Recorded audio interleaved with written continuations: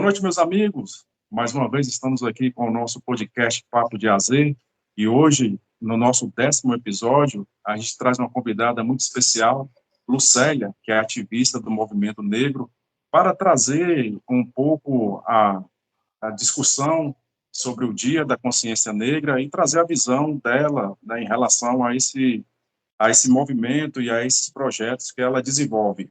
Hoje nós vamos tratar do tema racismo estrutural e os caminhos para a igualdade no Dia da Consciência Negra. Ao mesmo tempo, eu dou as boas-vindas e uma boa noite a Irineu, professor Irineu, que sempre faz parte aqui do nosso podcast, já é um convidado permanente, eu sempre brinco que ele já é um convidado permanente. Seja muito bem-vindo também, professor Irineu. E Lucélia, muito obrigado por você ter aceitado esse convite. Tenho certeza que você vai abrilhantar e trazer muita informação e muita coisa que você desenvolve para a gente aqui e para os nossos ouvintes. Seja muito bem-vinda. O podcast Papo de AZ agradece a sua presença aqui. Nosso muito obrigado. Uma boa noite. Boa noite, Azenilton, boa noite, Mineu. É um prazer estar aqui com vocês. Quando eu recebi o convite, fiquei muito feliz, né? Já conheço a Azenilton de uma caminhada do movimento social e é muito gratificante quando a gente percebe que o movimento ele continua em cada um de forma diferente, né? Mas que ele continua se movimentando nesse sentido também de trazer discussões que são tão caras, né, tão importantes, e que a gente não pode abrir mão de estar discutindo, né, esses temas que o podcast que eu venho acompanhando, né, está trazendo essas discussões que são importantíssimas. Dito isso, né, eu gostaria de me apresentar de uma forma mais integral, né? Eu sou de movimentos sociais, né? Movimentos ligados à cultura negra, né? Dos saberes por meio da educação. Então, eu integro o movimento de hip hop aqui em Vitória da Conquista, desde praticamente que eu vim morar aqui. Já tenho 16 anos em Vitória da Conquista. E desde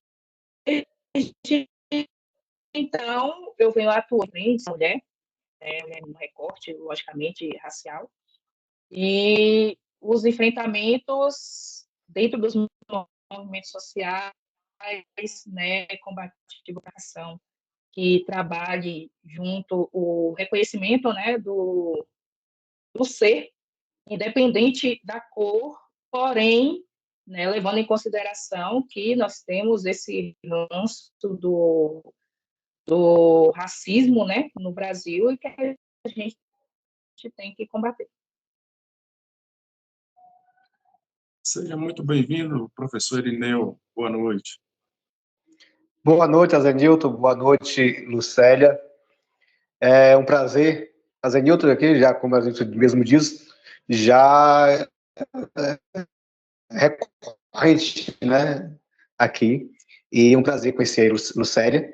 Nessa discussão, como a Lucélia disse, é tão cara para a sociedade, né, que é essa questão da negritude na sociedade brasileira, né, que nós vamos discutir, essa questão principalmente dessa ideia do racismo e do racismo estrutural, que é necessário realmente essa discussão, necessário trazer para o debate e necessário tomar consciência realmente que nossa sociedade, que o Brasil, infelizmente, é um país racista. Lucélia, eu te conheço já de longa data, a gente já participou de muitos movimentos juntos, já tivemos a oportunidade de trazer e de levar muita coisa para a sociedade, mas hoje eu sei que você está muito mais, como eu posso dizer, muito mais engajada nesses movimentos. E eu queria que você discorresse um pouco da sua trajetória, o que motivou, né, ou o que mudou daquela época para agora, quais são as diferenças que você notou, e assim, qual é o que mais te motivou a abraçar de vez essa causa, assim, para você e levar adiante esses projetos?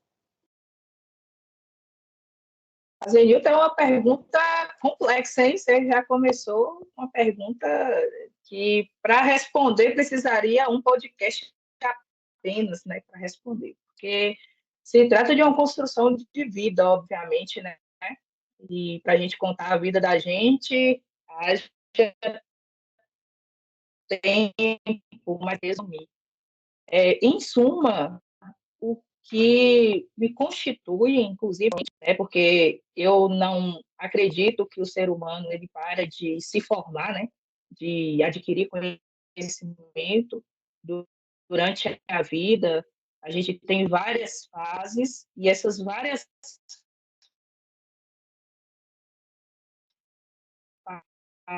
fases é permeada por ações, mas para resumir, eu atribuo a educação.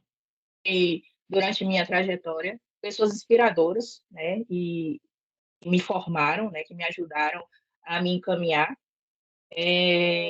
Na cidade de Encruzilhada, da qual é minha terra natal, da qual eu vi, tive a experiência com a professora Márcia, que foi uma das mulheres que ajudou a esse reconhecimento de corpo, porque a partir do momento que a gente se reconhece em corpo negro, você reconhece o seu corpo, você já cria uma consciência de si.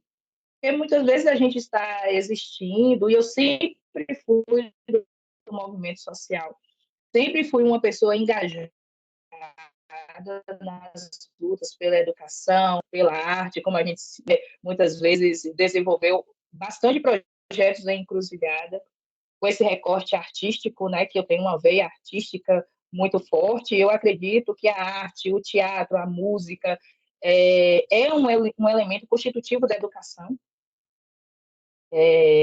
E nessa trajetória, eu, além da professora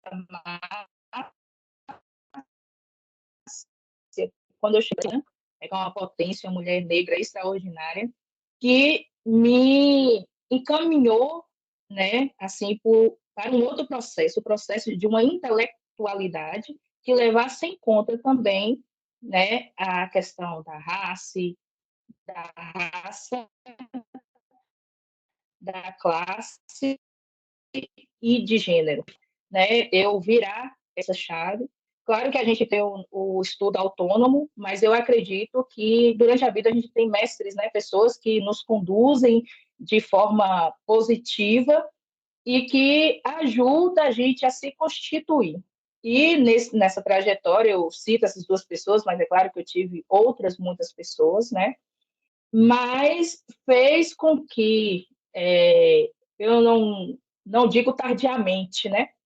Porque nunca é tarde, mas foi uma coisa posterior ao que eu gostaria que fosse. Na minha vivência, né, na minha família, eu sempre percebi um grande aquilombamento, né? Meus ancestrais, os meus ascendentes, eles são todos pessoas negras, né? Então, meus avós, meus pais, eu já via nisso uma diferença das demais famílias da minha cidade, porque a Encruzilhada, né, como você conhece, mas para quem não conhece, eu vou explicar que é uma cidade pequena e que essa questão da miscigenação ela é muito forte, né? As pessoas elas se casam brancos e negros e a minha família é constituída em sua totalidade praticamente por pessoas negras. Era algo que eu já percebia, né, mas que a gente não processava de uma forma de percepção desse aquilombamento, né, dessa união, como era importante e forte perceber o que isso significa socialmente, né? Partindo desse pressuposto, claro que dentro da família a gente já começa a ter um pouco de educação nesse sentido, mas é mais aquela educação que não passa por um letramento de fato, é mais um direcionamento, costumes, né, que é daquele núcleo familiar, que já remetia a situações, né, que resistência, a comportamentos e costumes familiares que visavam, de certa forma, já preservar um determinado saber no núcleo familiar, mas que eu só vim perceber isso muito depois que eu tive realmente um letramento racial, que é importante. Eu acredito e esse foi a grande virada de chave, quando eu me percebi como pessoa negra, né, como corpo negro. Em segundo momento, quando eu percebi que eu poderia pensar a partir de uma outra perspectiva, né, que eu não precisava continuar a repetir a história única, que é a história, né, eurocêntrica, contada pelo colonizador, aquela que muitas vezes é repassada de uma forma muito enviesada para a gente na escola, não porque os professores são incompetentes, mas porque foi ensinado a eles assim, e a gente passa a saber como a gente recepciona, isso é normal, né? E a nossa escola tradicional, ela vem muito até os dias de hoje. Se você pega determinados livros, o negro está ali representado apenas como escravo, apenas como pessoas à margem da sociedade. A África, ela é representada sempre como um país, primeiro, né, o primeiro erro, apenas como um país, e um país onde se passa fome apenas, né, onde pega-se as imagens mais trágicas e colocam ali nos livros, né? Isso faz com que o imaginário coletivo trabalhe de uma forma muito homogênea, a se pensar que esses cidadãos, eles estão sim e devem continuar à margem da sociedade. Para quem vê isso com certa naturalidade, a gente não pode condenar sem um processo de educação, porque é um mecanismo, né, o conceito de raça ele já é por si só um mecanismo muito eficiente, né, de opressão. A partir do momento que os negros eles são trazidos de África para o Brasil, eles ao chegarem aqui, eles deixam de ser um povo banto, eles deixam de ser um povo africano para ser chamado simplesmente de negro. Lá em África, se a gente conseguir fazer esse exercício, eles não eram chamados de negros.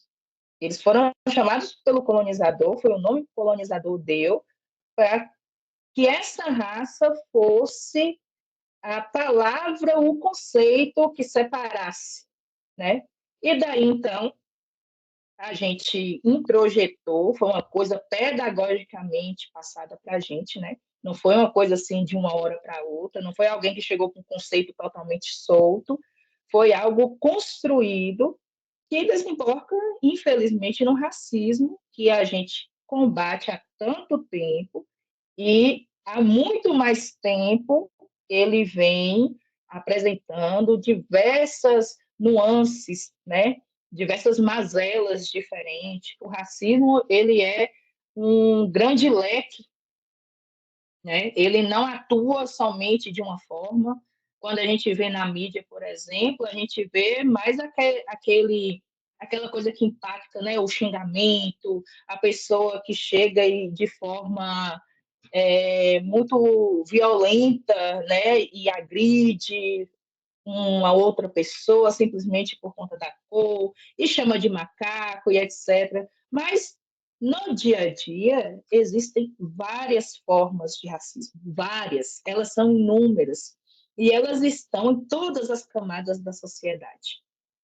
Isso faz com que seja um elemento tão difícil de combater, tão difícil de ser estudado, de encontrar o fio da meada e, de alguma forma, tentar resolver essa situação.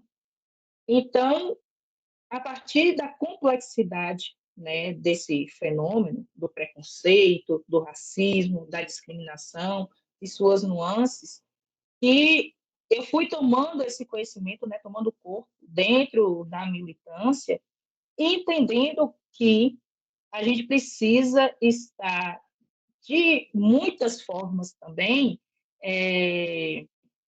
munido de conhecimento para que a gente possa de alguma forma contribuir para que essa opressão ela seja amenizada, né? Eu acredito num cenário otimista, eu sempre fui uma pessoa otimista, porque o militante ele não pode ser uma pessoa que não tem o pensamento positivo, o pensamento de mudança, porque se você não tiver isso, você se acomoda, você para de fazer porque você acha que ninguém está te ouvindo, que nada muda.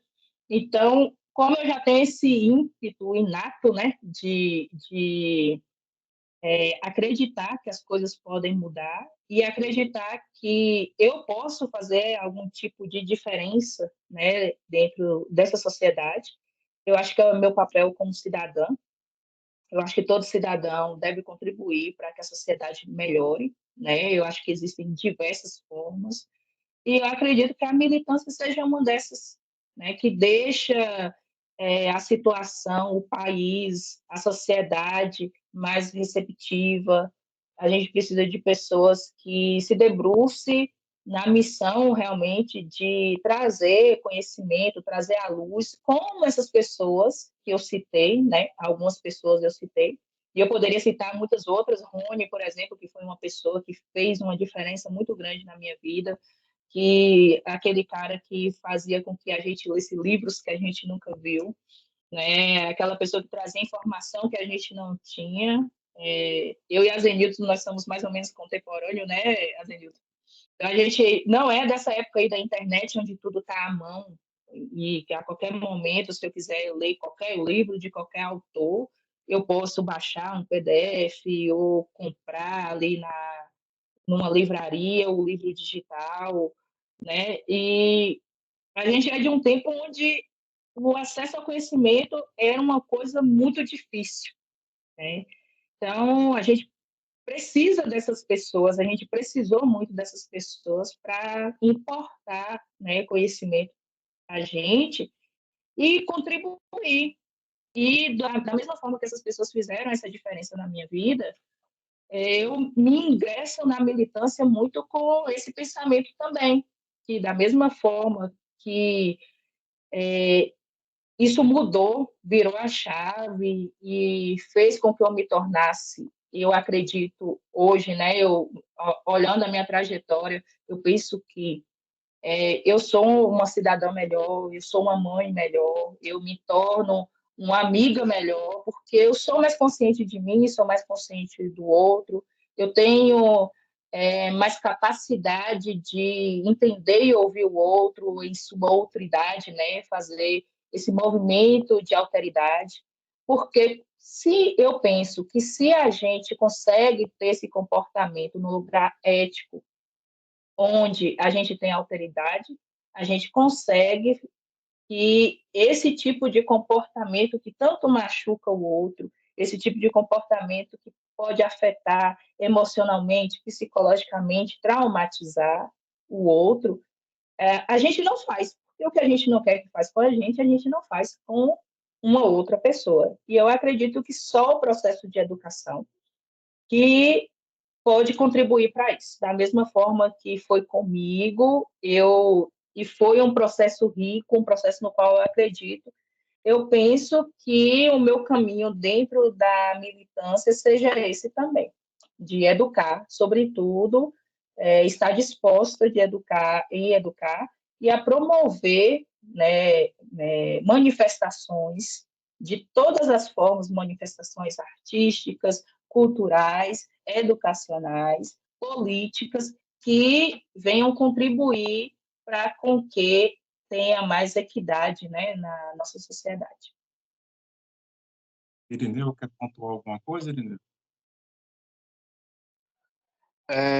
O interessante, Aline, desculpa, Lucélia, tá com a ideia de Aline lá do outro podcast, Edilton, quando a Lucélia traz essas questões, porque, veja só, ela fala da tomada de consciência. Essa semana, mês de novembro, a gente está aí nessa comemoração, nessa ideia, nessa luta de conscientização, né? Consciência, Dia da Consciência Negra, que é exatamente não só para o que é o branco, né? Mas é principalmente, eu acredito que seja simplesmente para nós, negros, essa tomada de consciência, de reconhecimento de ser negro, né?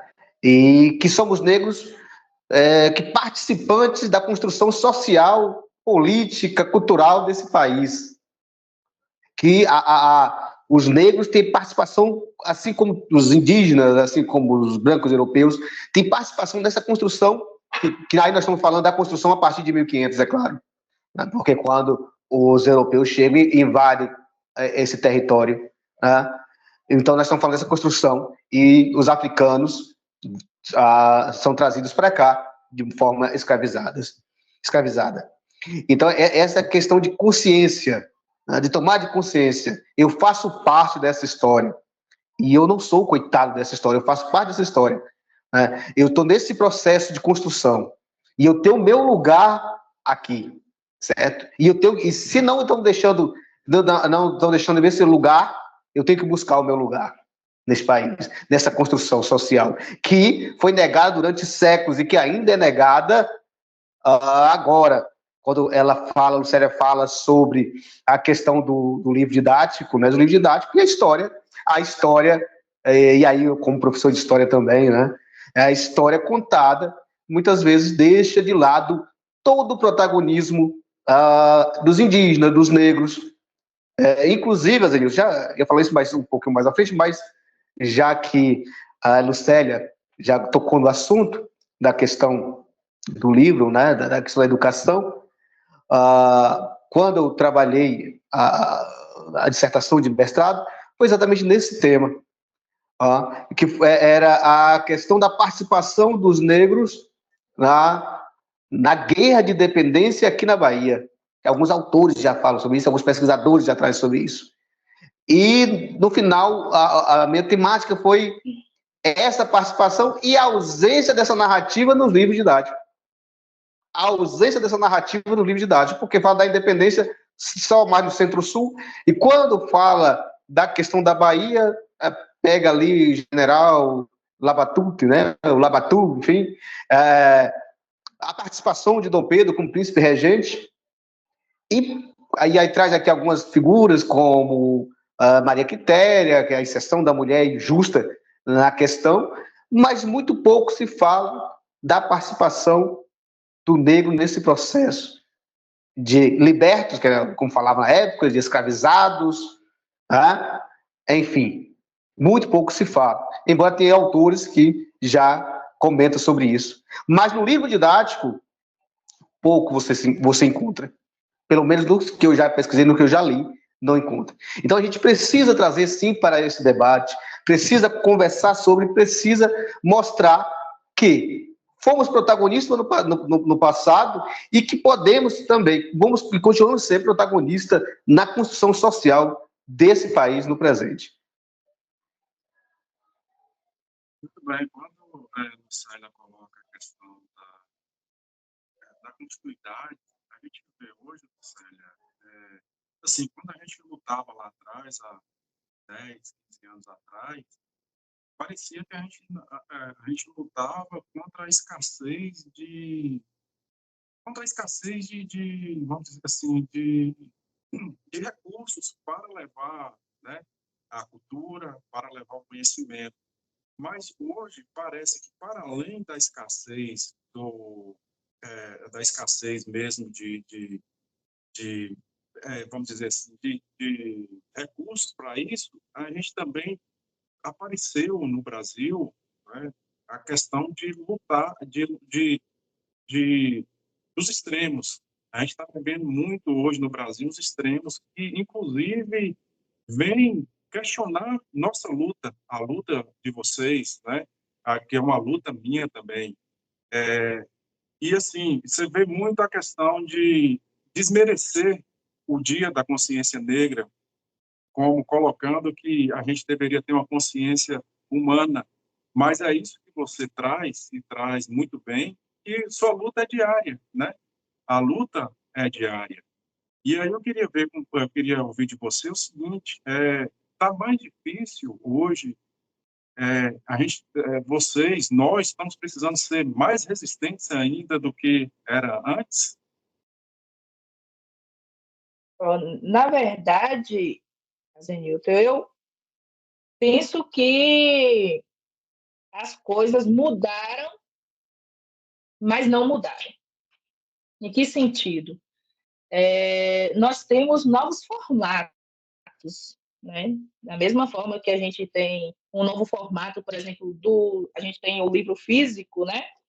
A gente pode ter aqui, por exemplo, um livro físico e a gente tem agora um livro na palma da mão, é o mesmo livro, né?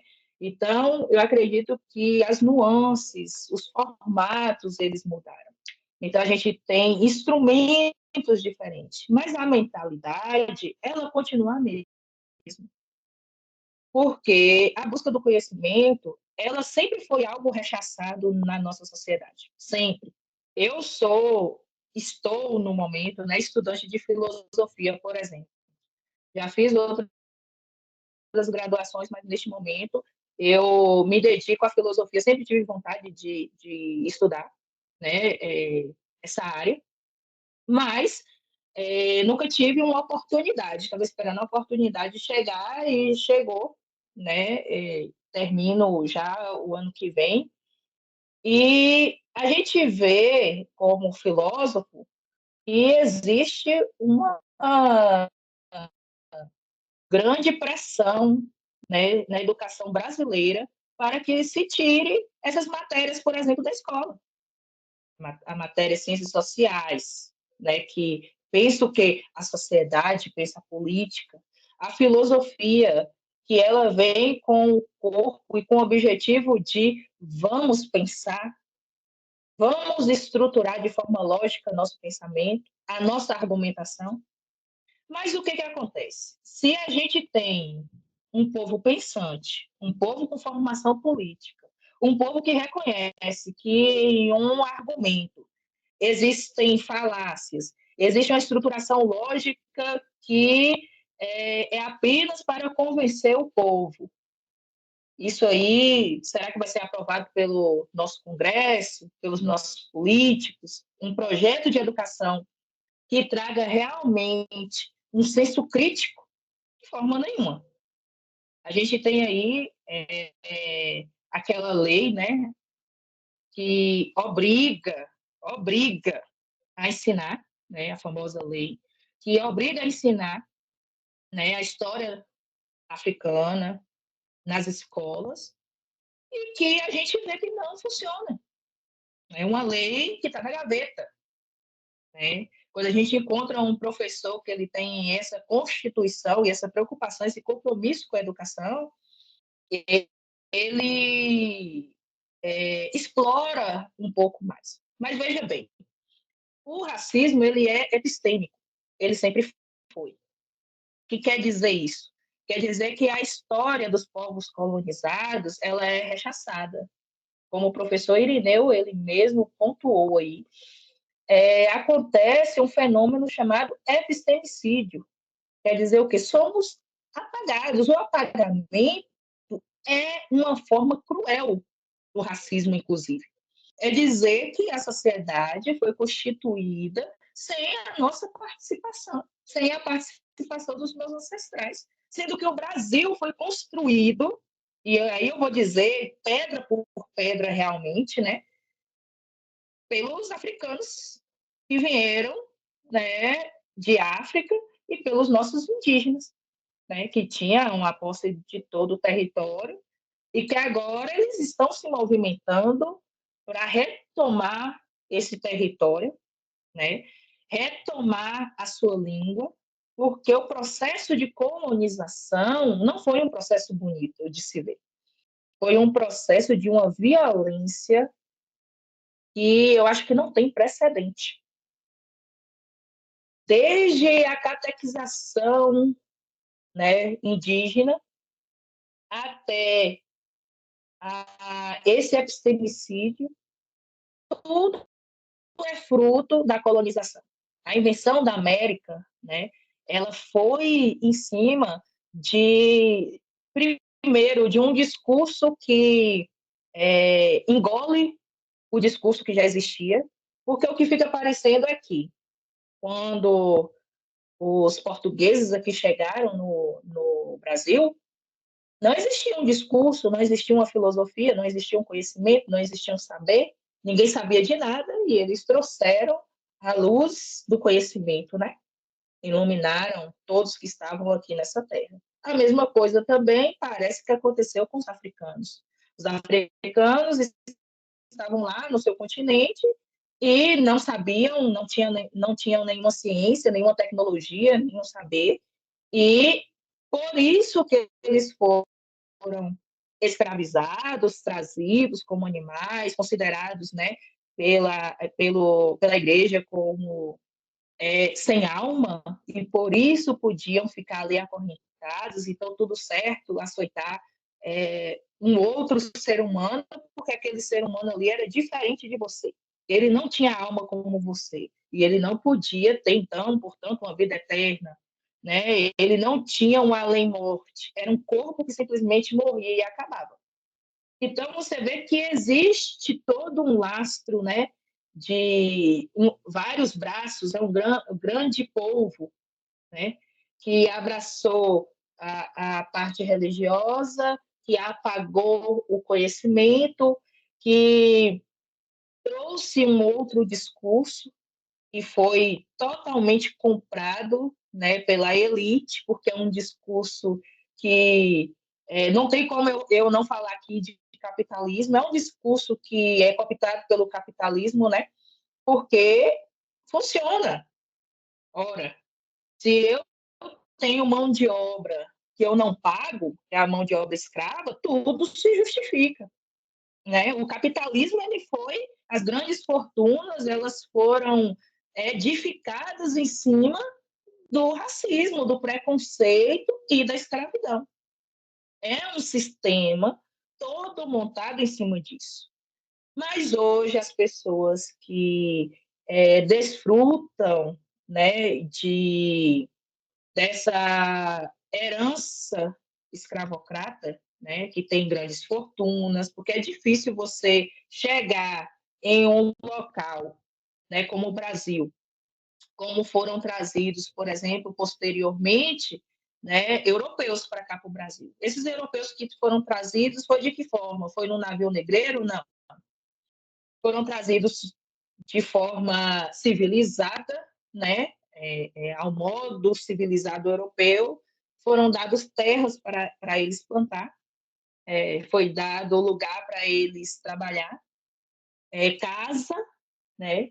Então, toda uma estrutura para que eles contribuíssem com uma política totalmente higienista, né? Eugenista, que era assim, vamos transformar o Brasil num país branco. E para isso nós vamos fazer o quê? Vamos trazer imigrantes, vamos trazer pessoas de fora e vamos dar terra, vamos dar trabalho, vamos fazer de tudo para que esse pessoal se assente aqui. Tanto essas pessoas obtiveram vantagem para estar no Brasil, e não é difícil você fazer fortuna, né? Se você tem já uma casa, vamos trazer para a linguagem de hoje. Eu te dou uma casa, um carro, trabalho, você ganha bem e tal. Claro que você vai mudar de vida muito mais rápido, né? Muito mais rápido. E aí você tem o ex-escravizado, que por muito tempo não era considerado cidadão, né? Tem aqueles ainda que estavam em situação de escravidão, porque quando foi liberto é aquele para onde eu vou, o que eu faço, eu não tenho para onde ir, né? É a mesma situação, e eu acho que a analogia cabe aqui, da pessoa que ela sai de um cárcere, por exemplo. Ela está presa e ela recebe ali sua liberdade. Bem, aonde ela vai arrumar um emprego, como ela vai fazer esse processo de ressocialização. E olha que a gente está falando de 2024. Pense isso num período onde negro não tem alma, era o slogan, né, de um processo de escravização que os senhores de escravos eles não queriam libertar esses escravos, né? Foi uma pressão econômica, basicamente. Eu me pergunto, já que esse pessoal foi trazido para cá, foi escravizado, libertou, por que também o Estado brasileiro não fez a mesma coisa, não fez essa reparação, né, a tempo? Já tinha feito uma grande merda.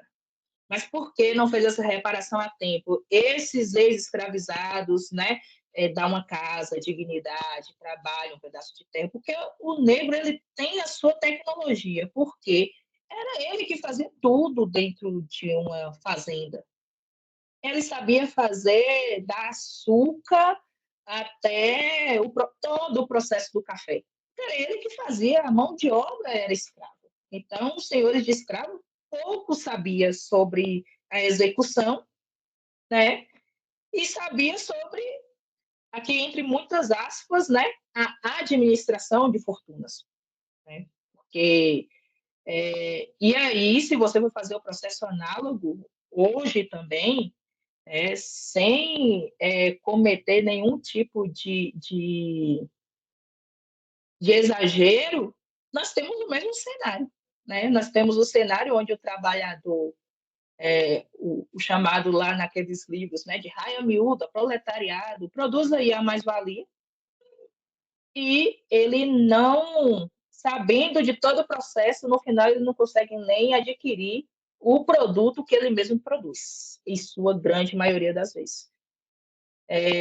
A gente tem aí um cenário que não está muito longe do que aconteceu no passado, né? A gente tem um grande ciclo desvirtuoso, né, nesse sentido. E se você for verificar quem são essas pessoas que trabalham dessa forma, com várias horas submetidas a várias horas de trabalho, com salários muito inferiores, aquela pessoa que trabalha só pela comida, quem são? Se você olhar, em sua grande maioria das vezes, são pessoas negras, que coincidentemente têm menos instrução.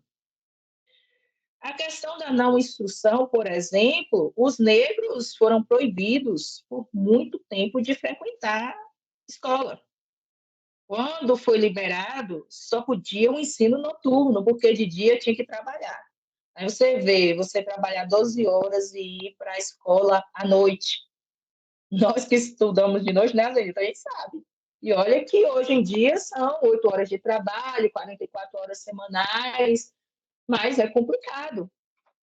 E os trabalhos, pelo menos que a maioria faz, não é trabalho tão pesado, né? Às vezes é um trabalho no escritório e tal. Mas pensa aí, você trabalhar 12 horas num sol quente, exposto a todo quanto é tipo de insalubridade e de perigo, e no final do dia agora vai estudar. Ah, não estudou, que nego preguiçoso, né? Aí, todo mundo tem estudo. A maioria dos nossos, né? E isso aí eu posso, não precisa a gente recorrer nem a uma história tão antiga, história recente. Os nossos pais, em sua grande maioria, foram pessoas que não estudaram. A gente tem aí um pessoal de 70 anos, 80 anos, que não alcançou essa bênção, né? E entre eles, em sua grande maioria, pessoas negras. Homens, inclusive. Os homens estudam muito menos do que as mulheres. Os homens negros, então, eles são a maioria analfabeta nessa faixa de 60, 70 e 80 anos. Se você sentar com um senhor dessa idade para questioná-lo, ele vai dizer: eu tive que sair da escola para trabalhar.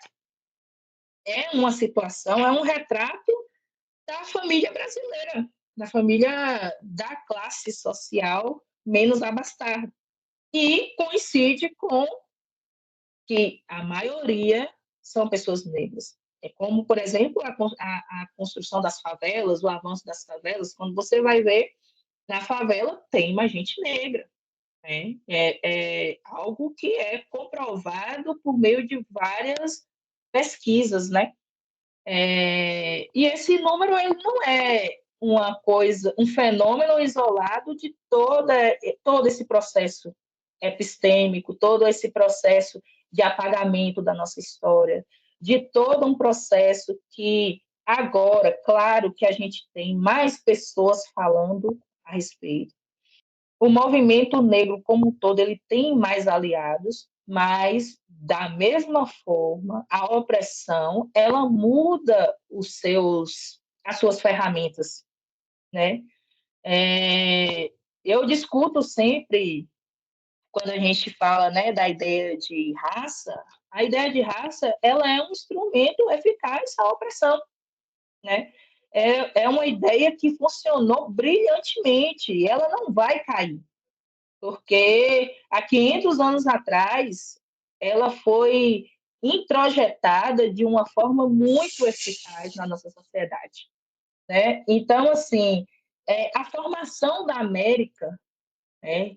E aí eu posso falar da América, porque se você for, né, em outros países, por exemplo, onde tem pessoas negras, onde tem lá os indígenas, a história é a mesma. O Museu da Escravidão na Argentina conta a mesma história do Brasil. É a mesma coisa.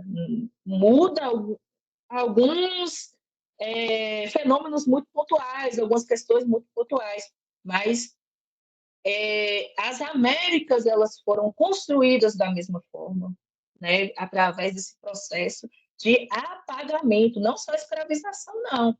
Não foi escravizou e ok, não, nós vamos fazer todo um processo aqui, como o professor Ireneu muito bem pontuou, que o racismo, ele discrimina não só a pessoa, ele discrimina os saberes, as produções, ele reduz a civilização, os valores, as capacidades, criações, as crenças. A gente vê o racismo religioso, por exemplo, sendo um braço de opressão também. Os saberes, né, os saberes antigos, né, que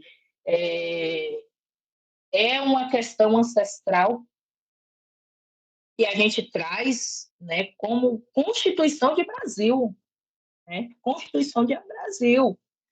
Nós chegamos até aqui muito apoiados nesses saberes.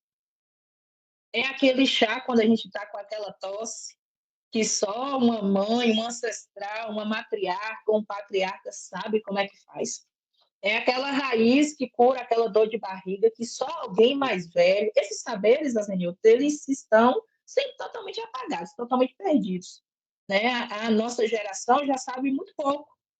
E a geração que vem aí, né? Eu tenho 2 filhos, por exemplo, já é uma geração que está ali, né? No formato de internet e tal, muito mais afastada disso aí. Mas quando a gente traz esse paralelo histórico, se a gente fala da minha geração, da sua e dos nossos filhos, por exemplo, que você tem o seu pequeno aí também, você vai perceber que o que muda muitas vezes não é essa coisa de essa geração que está chegando, que os meninos, os adolescentes de 16, 17 anos não querem saber de nada. Veja bem que a nossa geração também sabe muito pouco. A gente começou a se afastar há muito tempo. Não foi uma coisa de agora. Eu acredito que essa geração de agora está muito mais preocupada com o resgate desses saberes ancestrais do que qualquer outra. E dá trabalho por quê? Porque a gente perdeu muito tempo, né, se apoiando nesse saber totalmente colonizado. A gente passou a desprezar totalmente o que a gente chama hoje de senso comum. Mas isso é senso comum. Mas o saber ele de forma rudimentar. Ele existe no senso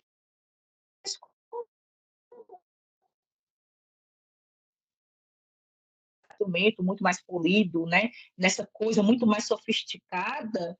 Existia um pensamento rudimentar antes. Alguém pensou nisso antes, alguém testou isso antes, alguém teve essa idealização até chegar nesse saber mais refinado que a gente tem hoje, que está nos livros de filosofia, de ciência, de história. O professor Irineu mesmo, como professor de história, ele pode até falar melhor do que eu, mas a gente vê aí um movimento de resgate histórico muito recente, dizendo a história, né, de outro caminho, a história através da civilização árabe, por exemplo, a história dos africanos, de uma constituição de Brasil de um outro modo, um Brasil que muitas vezes é encoberto, um Brasil que não está nos livros, não está na televisão, é um Brasil que ele não é assim tão homogêneo e não pensa de forma tão igual, né? Que é um Brasil diverso e que na diversidade a gente é um país que tem isso como uma força. Quando a gente fala do Dia da Consciência Negra, é muito, para mim, né, importante, porque é o momento de criar mecanismo de resgate de autorreconhecimento, sobretudo. Porque quando a gente toma consciência de si, além de contribuir para a nossa autoestima, para a nossa intelectualidade, para saber a nossa posição dentro da sociedade, e daí quando eu falo de posição, eu falo sobre os vários recortes, eu falo sobre posicionamento social, posicionamento político. Eu acho, inclusive, que na política, você citou sobre essa polarização, se deve muito a isso também. Porque a gente tem pessoas que se diz, por exemplo, né, é até engraçado isso.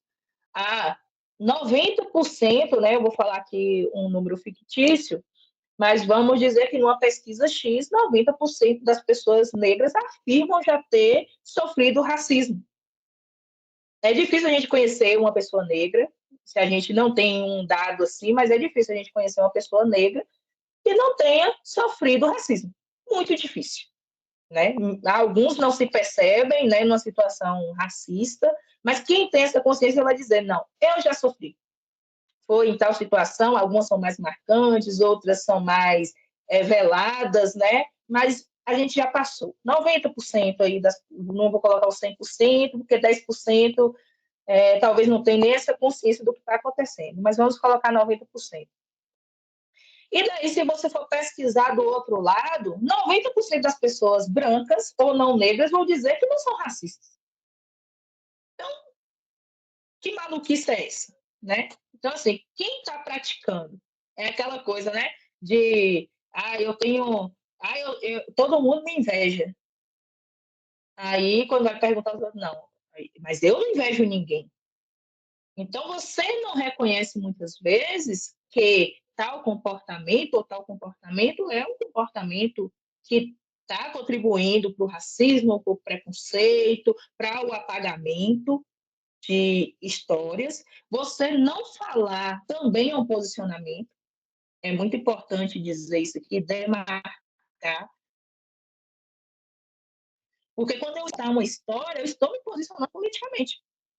Quando eu escolho contar uma história a partir de um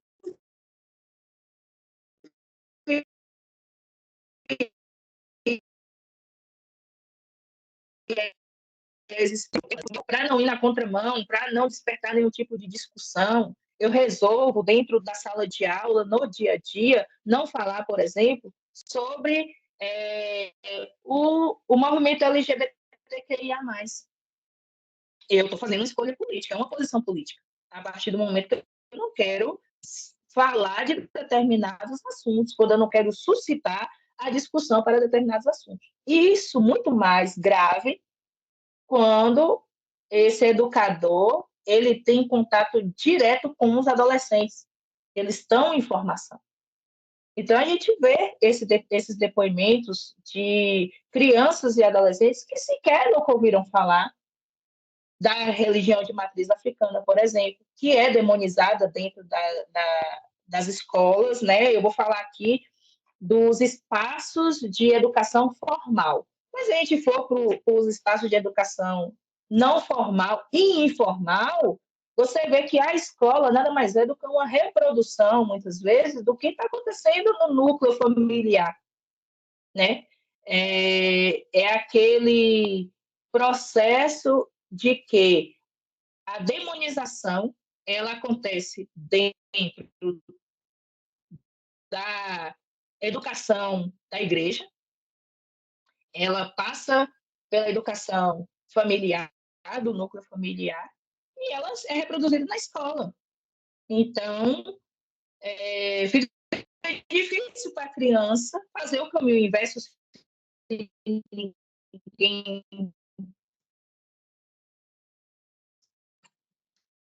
fala que não existe nenhum tipo de ação cristã apresente como elemento da religião deles, porque demonizar, demônio, Satanás, existe na religião cristã. Para a religião de matriz africana, e não precisa nem frequentar. Se você fizer um esforço mínimo de ler pelo menos um artigo, um livro, você vai perceber que não existe nenhum tipo de ligação. E a religião de matriz africana, ela não é contaminada pela religião cristã nesse tópico, quando se fala de demônio, de Satanás e de inferno. Mas esse processo, ele é pedagogicamente, né, não é só um comentário, ele é pedagogicamente repassado, didaticamente repassado. Tanto que as crianças, elas crescem dessa forma. E para mudar essa mentalidade, existe toda uma dificuldade, todo um caminho muito mais complicado para se fazer.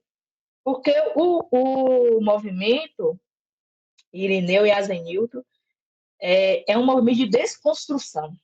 E aí, quando a gente já tem um pensamento construído, todo embasado, de uma vida toda, é muito mais difícil você, né? Descartes, ele dá o seguinte exemplo, que muitas vezes não tem como você reformar somente a casa. Às vezes você tem que botar a casa abaixo. Deu cupim, deu uma praga, você tem que botar a casa abaixo e começar a reconstruir novamente o pensamento. Então, assim, a primeira posição que a filosofia, por exemplo, coloca para a gente é essa coisa do caminho da dúvida. Duvidar do que está sendo posto, do que é muito homogêneo, essa história que todo mundo conta, essa história única. Ter a curiosidade de procurar por outros meios, conversar com pessoas plurais e diversas, porque existe também esse movimento da bolha, né? Isso apareceu muito agora com a internet, que a gente não tem acesso aos mesmos conhecimentos, aos mesmos conteúdos, por exemplo. O conteúdo que é entregue para mim, muitas vezes, não é entregue para a pessoa X. Então, eu penso, não, todo mundo está sabendo disso. Não precisa falar sobre isso, porque é obrigação de todo mundo saber. Só que na bolha da pessoa, ela conversa com pessoas iguais a ela convive com pessoas iguais a ela. E os conteúdos que são entregues para ela também são as coisas que ela já pensa, para reforçar esse pensamento. Né? Na política, a gente viu muito isso. Da gente verificar informações, a fake news, por exemplo, é esse fenômeno, né?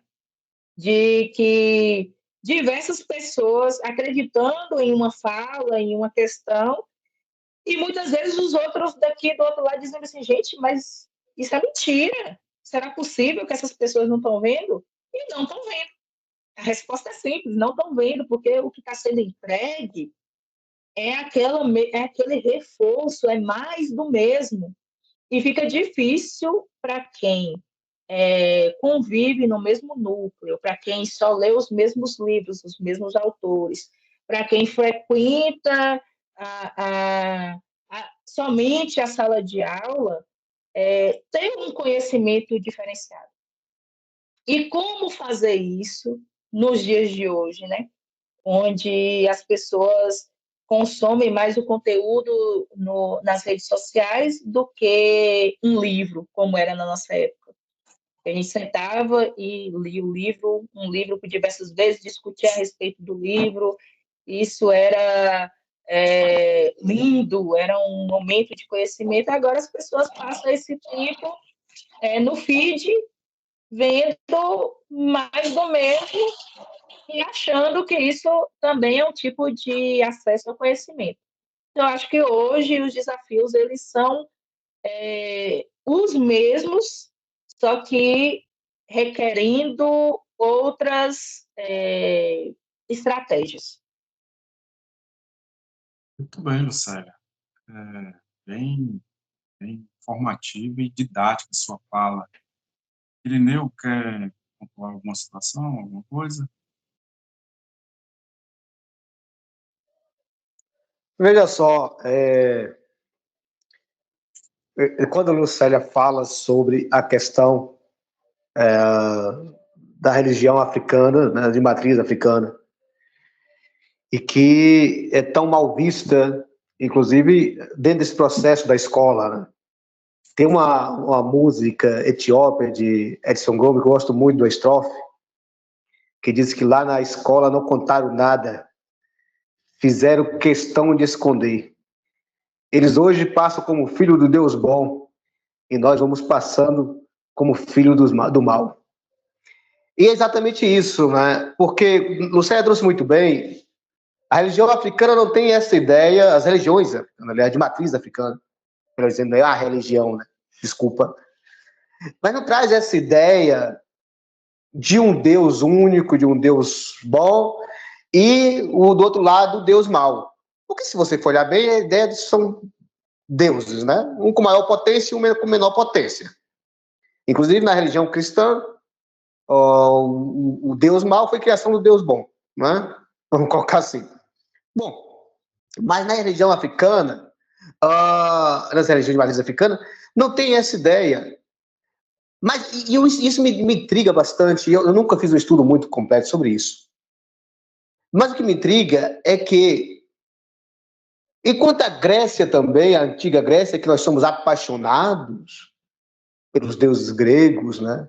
Que falamos tão bem dos deuses gregos, era a mesma história. Os deuses lá eram bons e ruins, faziam o mal, faziam o bem, né? Zeus, no mesmo tempo, fazia uma bondade, Zeus ali namorava com um, namorava com outro, atraía, enfim. Então, só que, quando falo dos deuses da Grécia, ninguém diz demônios.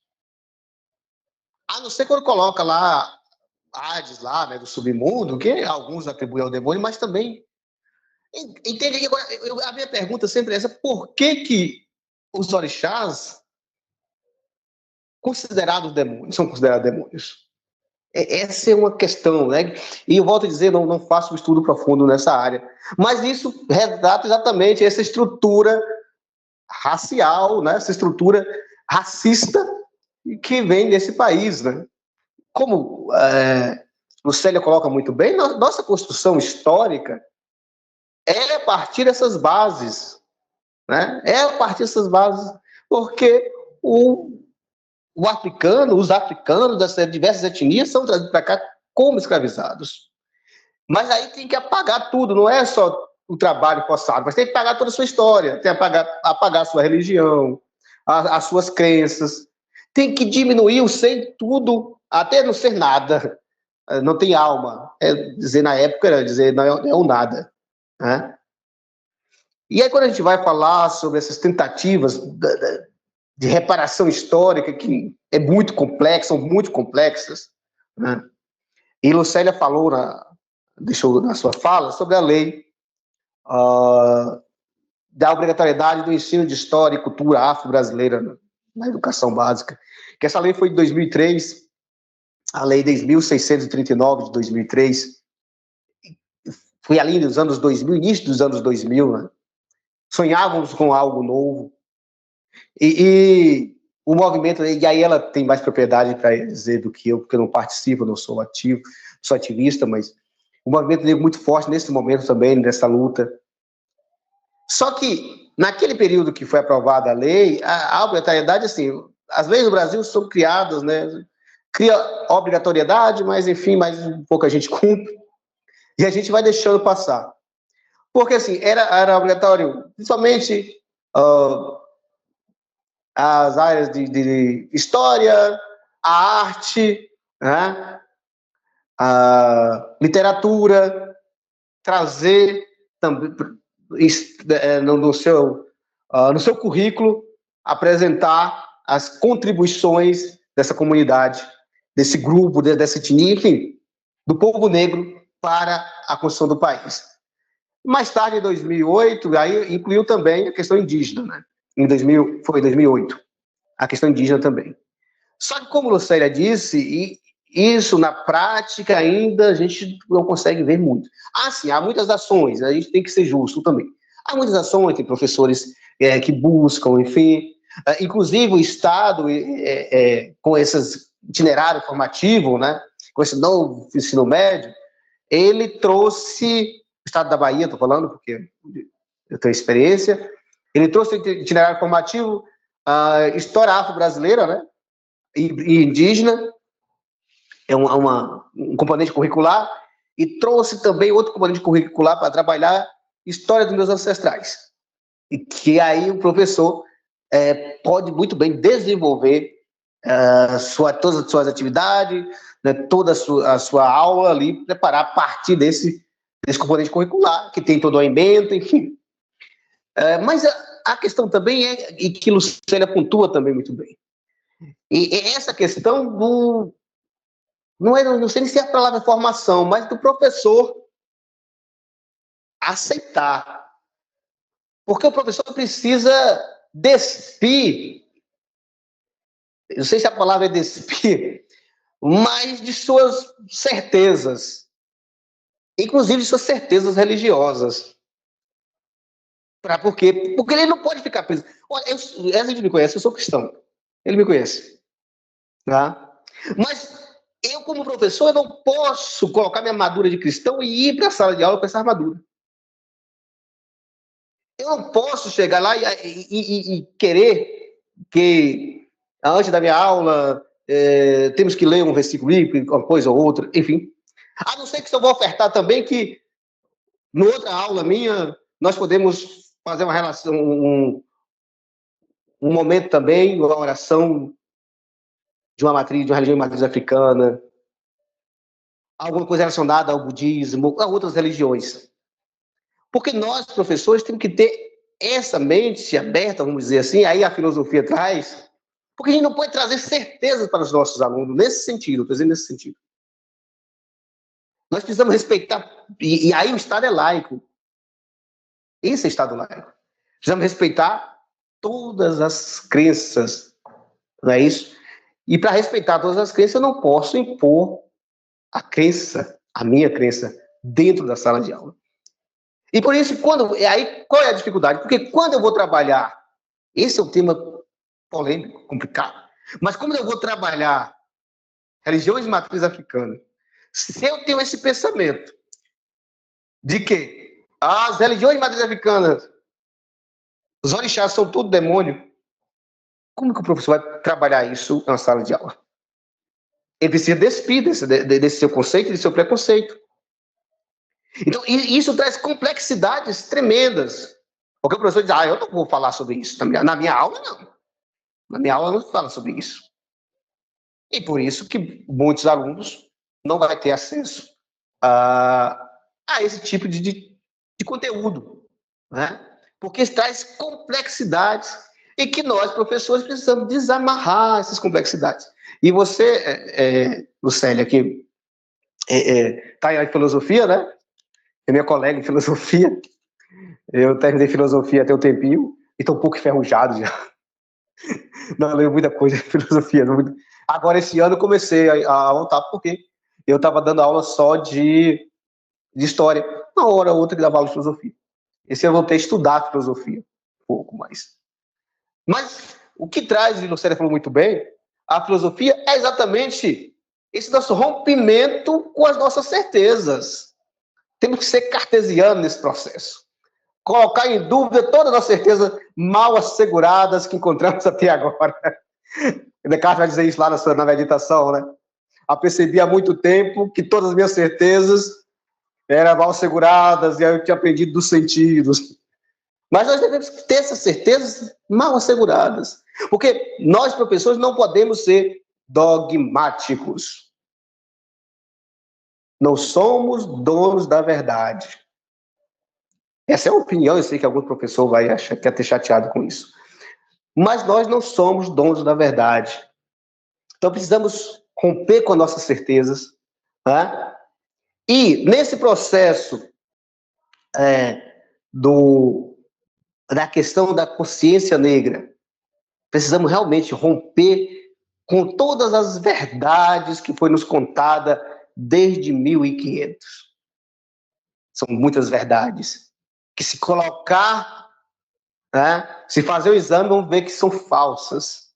Muitas. Né? Primeiro, que os deuses africanos são demônios, e que isso, que aquilo, que o negro é preguiçoso, que o negro não tem capacidade. Enfim, até era científico no século XIX e XX, não só no Brasil, isso é justo, mas tinha teorias científicas raciais. Lucélia traz muito bem a questão do branqueamento, quando trouxeram italianos, alemães, enfim, entre outros, para o Brasil, já era no processo ali do final, principalmente, do segundo reinado, né? Já percebia que o processo de escravidão não suportaria mais, a Inglaterra apertando o Brasil, olha, vamos parar com isso aí, porque nós fizemos a Revolução Industrial, nós temos que vender, e quem trabalha sem receber pelo menos um dinheirinho não vai comprar, pelo amor de Deus, vamos ver aí, apertava o Brasil. Em 1850, o Brasil fez lá, né, uma lei proibindo tráfico negro, Eusébio de Queiroz, não me falha na memória, proibindo o tráfico negro, mentirosa como toda. Embora não tenha sido tão mentirosa, né? Foi uma outra que ele fez ainda no primeiro reinado ainda, que foi mentirosa, que é a lei para inglês ver. Mas em 1850 ele proibiu o tráfico negreiro, mas continuou o processo o processo interno, né, de vendas de escravizados do norte para o nordeste, enfim, fazendo esse processo. E aí o Brasil, desse processo que já sabe, né, longo, todo o período monárquico, olha como o Brasil é todo o período colonial de escravidão. Até que Roger Machado, eu conversando com ele um pouco mais cedo, Roger Machado técnico de futebol, gosto muito de futebol, aliás, torço pro melhor time, né, Zenilton? Roger Machado, técnico do Internacional. Lucélia, eu acho que torce para o melhor time do Rio, eu acho, tenho uma dúvida, mas eu acho que é. Quem é o melhor time? Meu Deus. Flamengo. Que isso? Não é o melhor time. Não é o melhor time, infelizmente. E qual é? Só por curiosidade. Qual é o melhor time? Qual é o melhor time? O Botafogo, é claro. Não tem dúvida um negócio desse, né?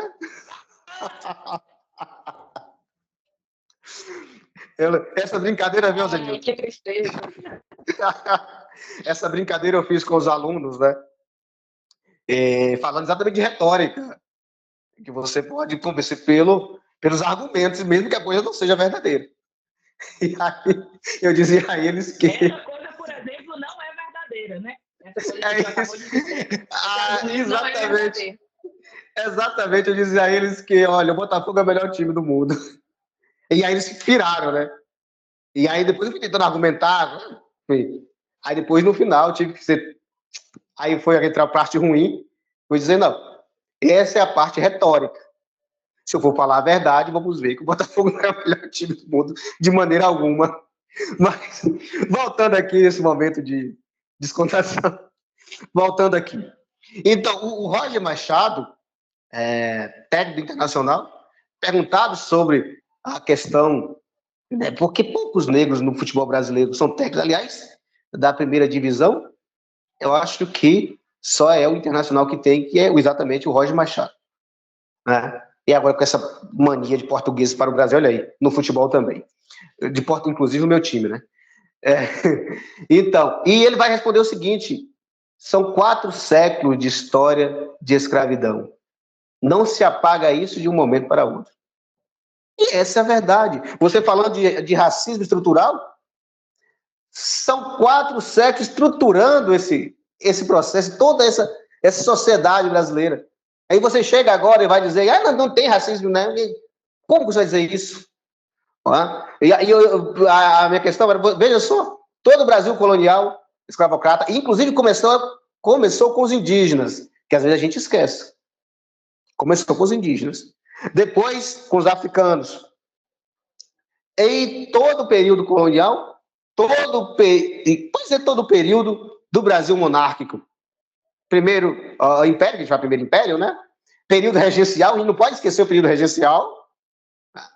E o Segundo Império, que vai, legalmente, vai ser lá em 1888, que um ano depois, inclusive dizem que é um dos fatores que vai fazer com que o Deodoro lá dá um golpe militar. Olha, já ia entrar outra questão. O Brasil começa a república com um golpe, né? Não é à toa que gostamos tanto de golpe. Né? Então começa com um golpe. Aliás, só para isso aí, eu acho que você vai fazer. Mas só para isso aí, o Brasil começa já a sua história com golpe, né? O Dom Pedro I já dá um golpe na Constituinte de 1823 e outorga a Constituinte de 1824 de acordo com os seus interesses. Pronto, já é o primeiro golpe, já começando com o golpe. E depois vai ser golpe, né? Golpe da maioridade, golpe disso, golpe daquilo, golpe daquilo. O Brasil é golpe, atrás de golpe. Mas deixando, como esse não é o tema de hoje, voltando aqui. Então, veja, todo esse processo, toda essa estrutura faz com que tenhamos hoje, em 2024, pleno século XXI, todo esse país com essa estrutura racista, onde, Lucélia colocou muito bem, se você vai olhar nas universidades, quem são aí a gente fala das profissões nobres, né? Quem que estão lá, das profissões? São maioria, a grande maioria, brancos. Vai para a penitenciária. A grande maioria, negros. Isso é porque o negro, como dizia lá no século XIX, tem predisposição para o crime? Não. Porque a estrutura social desse país, social, política e cultural desse país, nos empurra para essa situação. É claro que você vai ter pessoas que vai destacar e tal, mas você não pode pegar um exemplo de destaque, 2, 3 exemplos de destaque, e colocar como geral. Certo? Então, assim, vivemos nesse país, a estrutura é racista, a mente de muita gente é racista, que aí o racismo individual, que é aquele sujeito que sai xingando, falando, e que negro tem que ficar mesmo, tem que... por que a princesa Isabel libertou, né? Você vê esses vídeos circulando na internet. Então, continua esse processo. E, já para na minha fala, para não me alongar muito, o que fazer diante disso? É isso que nós estamos fazendo.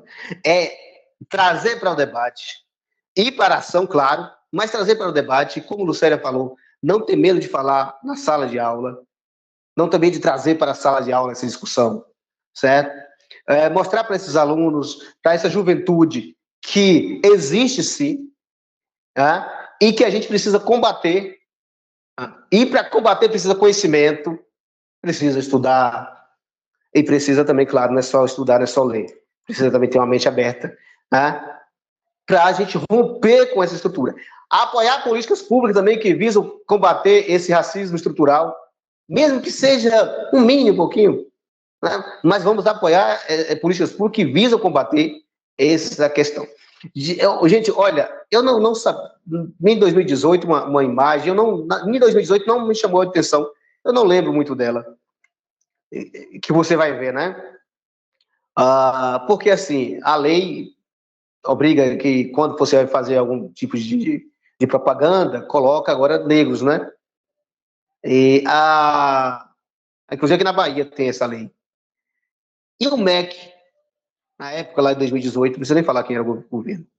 Em 2018, ele faz uma propaganda, não sei se vocês lembram disso, se vocês viram isso. Tá?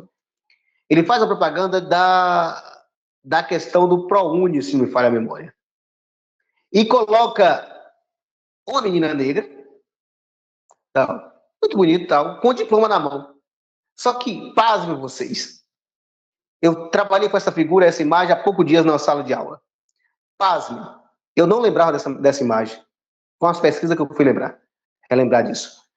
A mão que segurou o diploma é a mão branca. A menina é negra e a mão que segura o diploma é branca. Fazendo uma comparação com a imagem lá da redenção de Cã, de que a senhora está lá, a senhora negra, agradecida pelo o seu neto ter nascido branco, aquela velha imagem que a gente já discutiu em livro de história. E fazendo a comparação com essa imagem, porque assim, a gente pensa que está lá no século XIX, o negócio está próximo, século XXI, ano 2018, pelo Ministério da Educação.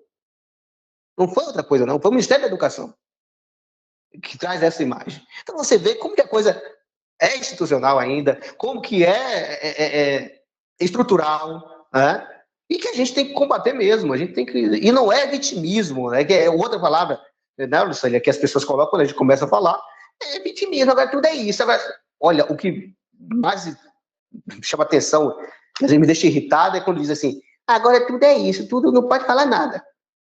Não é? É porque vocês... Ainda fala assim, porque vocês... Um outro ponto também, assim, até porque quando eu começo a falar, falo muito.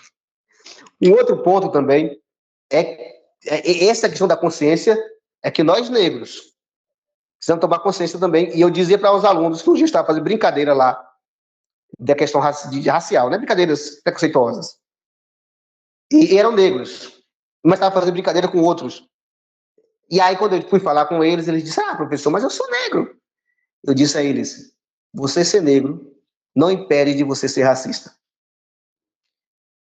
A gente precisa ter tomar consciência, é isso, né? Precisa tomar consciência, porque eu sou negro, eu não posso também chegar e começar a fazer piada com o outro. Ah, não, mas eu também sou negro, eu posso. Não. A gente começa a normatizar uma fala. A gente está normatizando. E eu disse a eles, né? Eram meninos, não foi bronca, não. É meninos ainda novos que a gente começa a conversar. Você começa a normatizar, parece que é normal essas brincadeiras. E não são normais. Né? Você começa a falar de é porque só podia ser coisa de negro, só podia ser isso. Sabe? E a gente precisa ter muito cuidado, precisa combater sim. E mesmo que a pessoa vai dizer a você que é vitimismo, não é vitimismo, não. É busca por espaço, é mostrar que tem que ter respeito e que nós estamos aqui. E que nós também, assim como eles, como qualquer outro, fazemos a diferença. Ah, que tem negro que erra. Qualquer um erra. Comete erro. Sim. Mas não é porque a gente cometeu erro que a gente vai ser tratado diferente quando um branco comete o mesmo erro. Entendeu? Então a gente precisa, sim, trazer para o debate, discutir e não ter medo de falar. Né? Eu sempre falo, Lucélia, aqui nos nossos bate-papos, né, do podcast, que a ideia, quando a gente teve de criar esse espaço, é sempre trazer esses temas que levam a sociedade à reflexão, porque a gente está muito cheio de muita informação, mas sem uma base de conteúdo que faz a sociedade refletir. É muita coisa chegando, muita coisa como você citou, a Irineu também citou, a questão de muita fake news, muita desinformação. E assim, eu ficaria aqui a noite inteira ouvindo vocês, né? Ficaria aqui até meia-noite, se fosse preciso. Mas assim, a gente está caminhando para nosso final, né? Que a gente tem nossos compromissos, o Lucélia tem os compromissos dela, o professor Irineu tem. Mas antes de a gente fazer o encerramento aqui, eu queria ouvir de você, Lucélia, e depois de Irineu, que vocês falaram na questão da reparação, que é sempre um ponto que brancos discutem, né, na sua maioria, mas eu queria ouvir de você, e depois de Irineu, como vocês enxergam essa reparação hoje em dia? Já se sente alguma mudança, algum ganho, ou a gente vai ter isso só mais na frente, daqui 20, 30 anos? Boa pergunta, senhor. Primeiro, eu queria fazer uma pontuação, né, a respeito da educação, mais uma vez, né? Eu sou uma militante da cultura, da educação e da arte. Queria grifar aqui que até 1887 nós, pessoas negras, éramos proibidos de estudar, né? Só em 1880 veio lá uma Constituição dizendo que a educação era o direito assegurado de todo cidadão, mas, epa, os negros não eram cidadãos, né? Não eram nem os libertos, nem o que ainda estava ali, de alguma forma, sob o jugo do Senhor. Então, eu acho que a reparação, Azenilton, vai demorar muito, porque nós temos aí, desde o Brasil colonial, né, como eu disse, eu tenho que resgatar novamente aquela fala que a opressão não acabou quando os negros foram libertos. Aquele papel que assinou, chamado de Lei Áurea, né, extirpou, de certa forma, um movimento de encarceramento, mas toda a opressão ela continuou, né?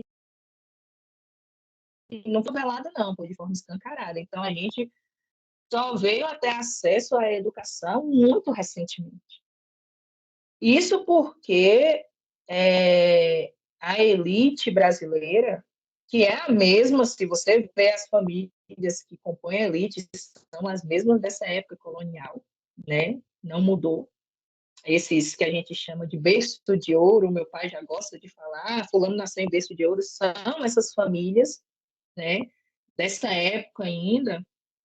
Então, o que a gente percebe, né, pelo menos no meu modo de ver e raciocinar o mundo como um todo, e se eu tiro de alguém o potencial que ele tem através da educação, né, eu sequestro o direito à educação, eu sequestro a mentalidade de um povo todo, de toda uma geração, de mais do que uma geração.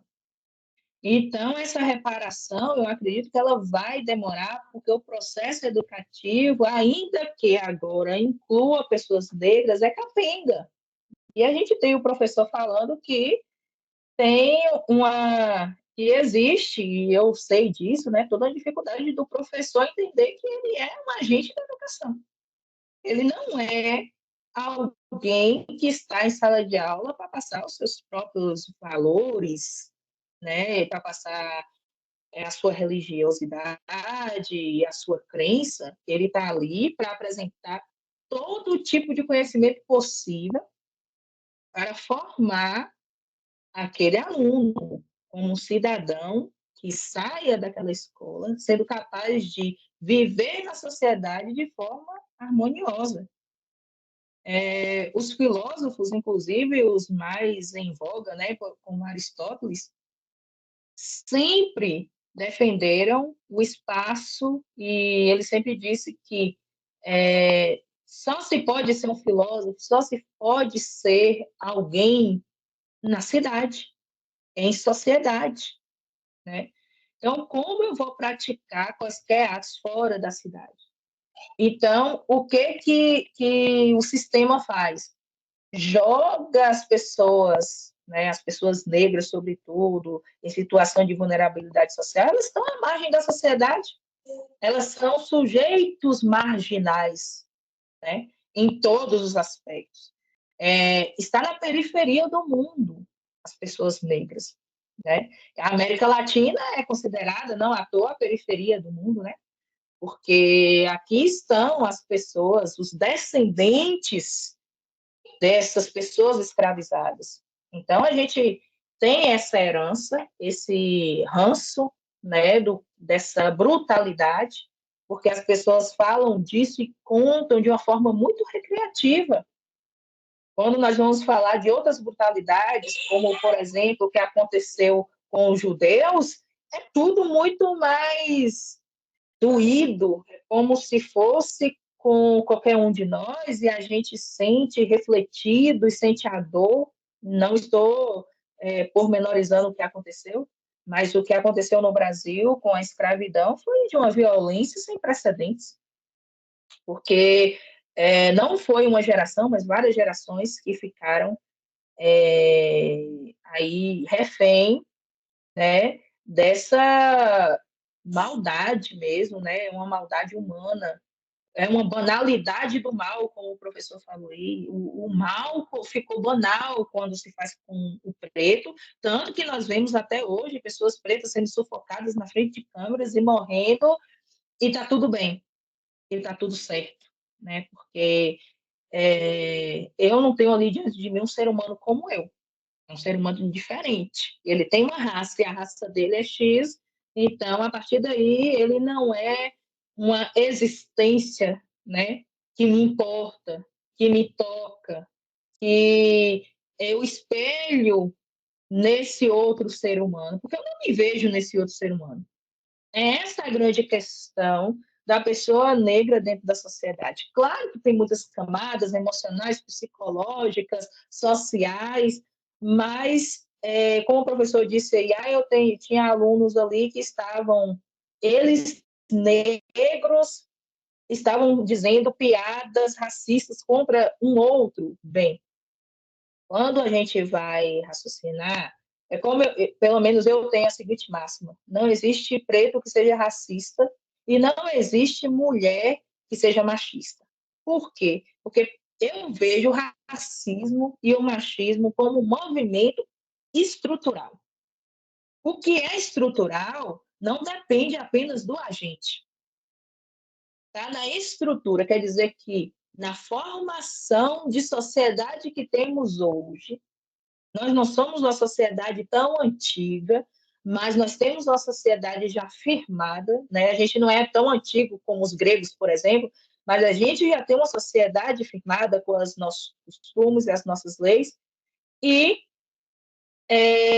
o racismo está entranhado, assim como o machismo, na composição do sistema que a gente vive.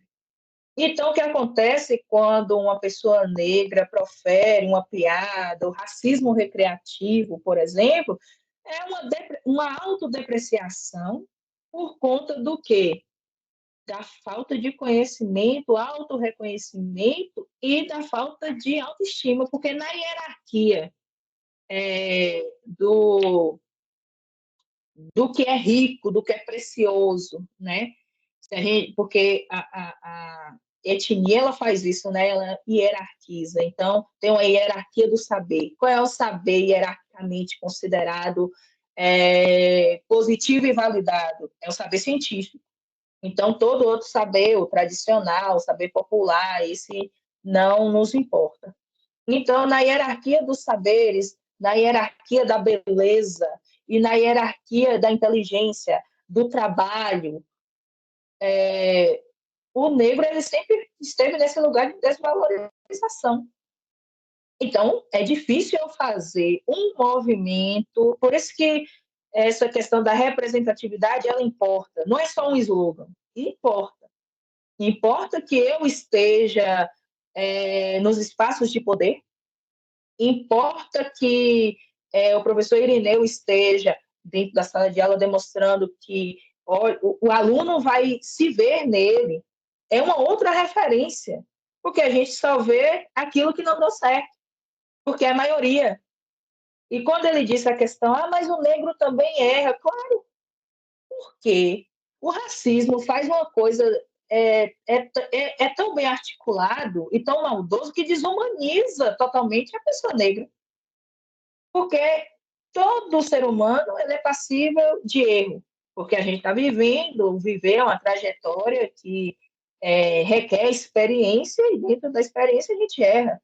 Mas a mim não é dada a mesma prerrogativa humana de errar, porque se eu erro, então eu não tenho mais nenhum tipo de capacidade de continuar vivendo a minha vida. É como se, para ser ouvidos e para sermos validados, a gente precisa ser perfeito, e aí fica muito difícil a gente alcançar esse nível que não existe de perfeição. Você tem que ter uma vida que seja livre de qualquer tipo é, de erro, de desacerto. E que ser humano vive dessa forma, né? E claro que quando a gente faz alguma coisa que, para a sociedade, que tem isso também, o que é certo e o que é errado, né? Como o filósofo questiona tudo, e o que é certo e o que é errado? Quem disse o que é certo e o que é errado? Vamos pensar sobre isso, né? Alguém disse para você, para mim, para o outro, o que é certo e o que é errado. Alguém disse para mim qual é a prática, qual é a lei, e eu não participei. Não houve plebiscito, eu não participei desse certo e desse errado, porque esse certo e esse errado, ele é atravessado por subjetividade. E ele está servindo ao interesse de alguém. Né? Não à toa a gente vê aí no direito que a lei, eu conversava isso com um colega de filosofia, que ele também é advogado, e a gente conversava sobre isso. E ele falou algo muito interessante. A lei não deveria ser atravessada pela subjetividade. Ela deveria ser ali a letra da lei aplicada a todo mundo. Mas a gente sabe que não é assim.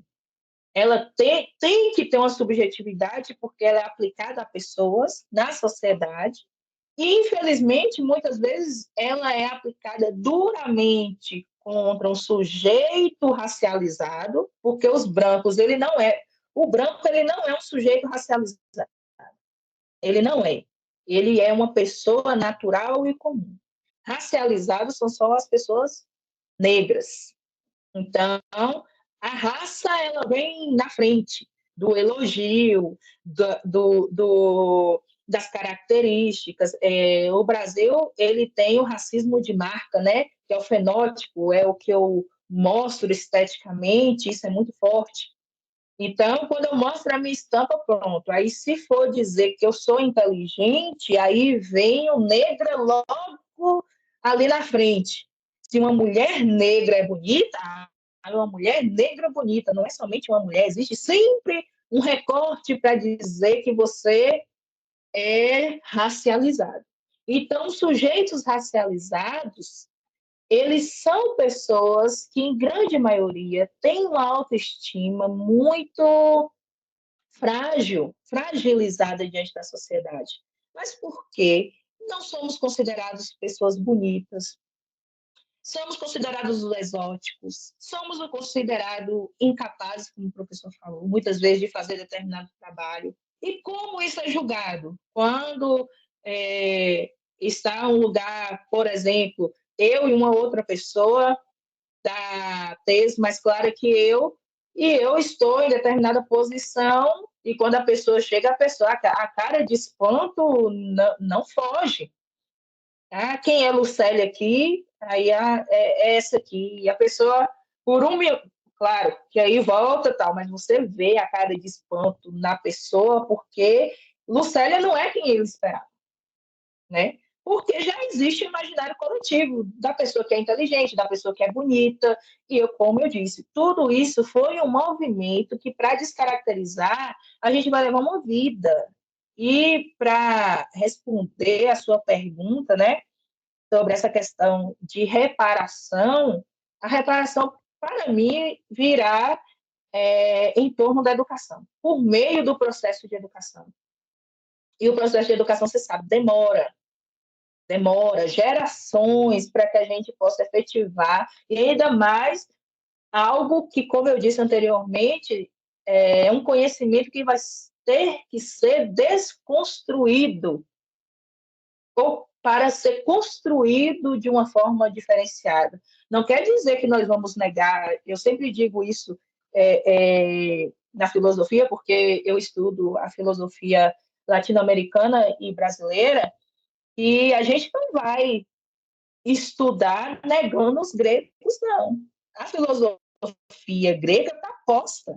Sócrates não vai deixar de existir, Aristóteles não vai deixar de existir, os cânones não vão deixar de existir, o tradicional está aí e por ser uma civilização mais antiga que a nossa, no sentido da escrita, do registro, é um ponto, né, de partida, mas nada nos impede de elaborar um pensamento próprio a partir da América Latina, um pensamento próprio a partir do Brasil, um pensamento próprio a partir da nossa realidade, e esse conhecimento ser tão validado quanto o conhecimento europeu, eurocêntrico, que a minha crítica é exatamente essa. Por que o nosso conhecimento, o nosso saber, não é considerado filosofia? Nós não somos capazes, por exemplo, de construir, a partir do que temos, uma ciência social que seja adequada para o Brasil. Eu acredito que os nossos fracassos, em muitos termos políticos e sociais, seja porque a gente vive querendo imitar o que está lá fora. O brasileiro, como um todo, foi ensinado também, né, a amar muito o Império Americano. Então, se vê com muita paixão, existe muito romantismo, né? O brasileiro, ele sonha o sonho americano muito mais do que o próprio americano. Ele vive, ele respira muito mais. É um movimento que não tem como não tocar no assunto, né? Que os patriotas estavam fazendo há um tempo atrás. E eu fico assim, sem entender, porque eles não entendem nem o conceito de ser patriota, porque ser patriota é o quê? É você amar isso aqui e acreditar no Brasil. E daqui a gente tem a capacidade, um exemplo de não patriotismo, por exemplo, é o Paulo Freire, que é estudado em Harvard, mas é totalmente rejeitado no Brasil.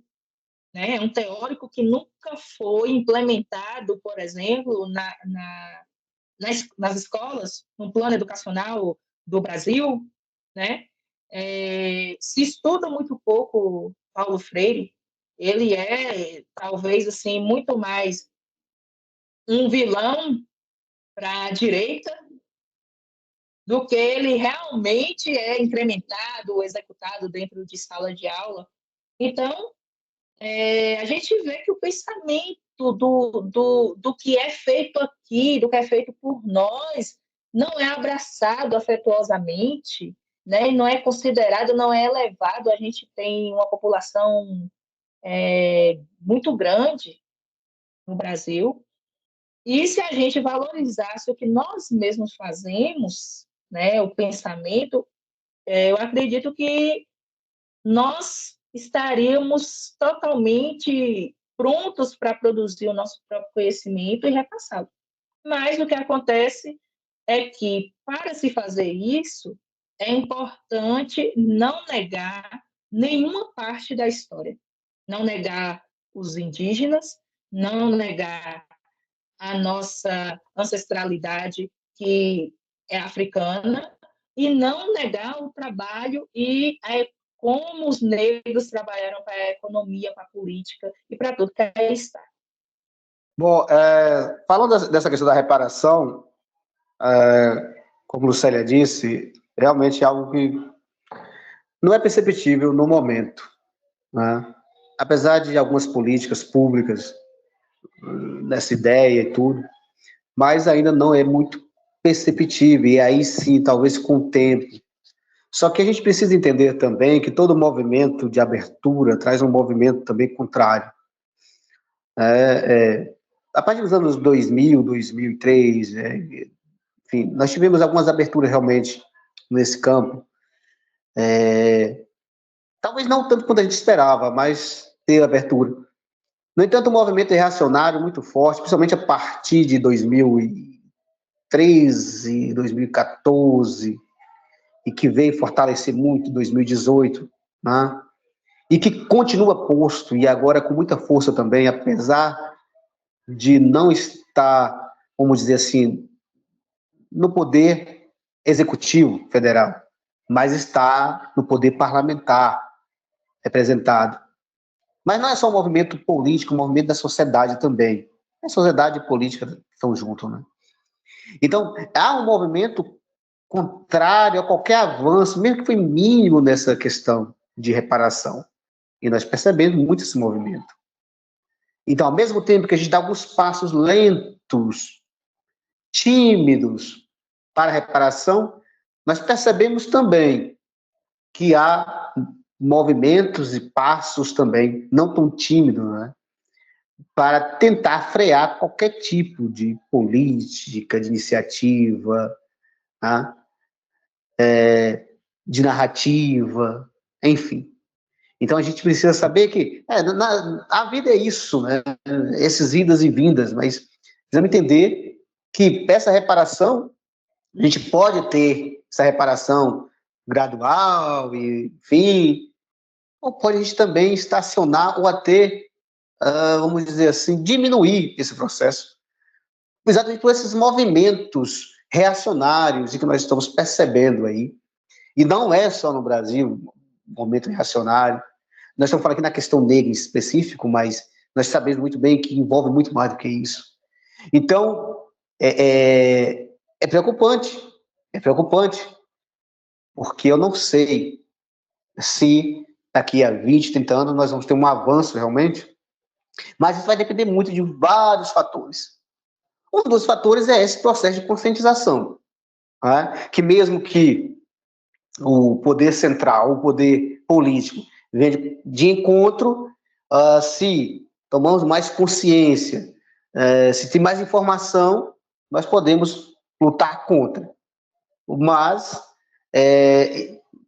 só não é só esse fator. Tem outros fatores também que contribuem, a gente sabe disso. Só para terminar, Zenilton, eu já vou finalizar, você tinha dito para mim assim, que era bom algumas indicações. Teve algum probleminha aqui? Voltou. Algumas indicações de leitura, assim, principalmente para jovens, adolescentes, enfim, que queiram saber mais sobre o tema, né? Sobre a formação do Brasil, por exemplo, acho interessante, apesar de ser controverso e a ser atribuída a ele a grande questão do mito racial, né, da democracia racial, mas é uma leitura que eu acho que era clássica, que Gilberto Freire, Casagrande Senzala. Claro, levando em conta que Gilberto Freire é da Casa Grande, né? Ele está falando de... O lugar de fala dele é de outro ponto, tá certo? Mas ele escreve lá em metade do século XX, então acho muito interessante, né? A leitura de Gilberto Freire. Claro, com olhar crítico, como qualquer leitura que você fizer. Outro também, né, período mais... do século XX, a integração do negro na sociedade de classe, de Florestan Fernandes, acho interessante também. Outra que eu pesquisei bastante no período da minha dissertação, Kátia Matoso, Ser Escravo no Brasil do século XVI ao século XIX, uma boa leitura. Também falando da Bahia, né? E aí não vai falar só sobre a questão negra, mas como todo. Bahia, século XIX, uma província no Império, um trabalho denso e tal. Mas quem tiver um tempinho também de fazer uma leitura, esse é mais para leitura, mais para pesquisa.